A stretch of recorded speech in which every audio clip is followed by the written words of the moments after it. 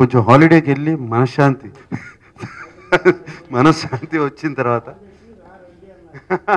అదే హాలిడేకి రారండి అన్నారు ఇంట్లో.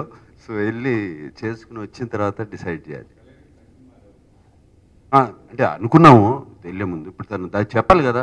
ఇప్పుడు బంగారాజు సినిమా తీయాలి అంటే దాని స్టోరీ పర్ఫెక్ట్గా ఉండాలి, దానికన్నా బెటర్గా ఉండాలి సీక్వెల్, లేకపోతే చేయకూడదు. నాకు చేయాలనుంది, టైటిల్ కూడా రిజిస్టర్ చేయించి పెట్టాను. సో తన కథ చెప్పాలి, అది నచ్చాలి అని ఆల్ దీస్ ప్రాసెసెస్ మళ్ళీ స్టార్ట్ అవ్వాలి. ఇప్పుడే ఒకటి అయిపోయింది, అప్పుడే ఇంకో దాని గురించి ఎందుకు ఒక 15 రోజులు గ్యాప్ తీసుకుందాం అని. నేను రాజుగారికి అది 2 ఫినిష్ చేయాలి అది.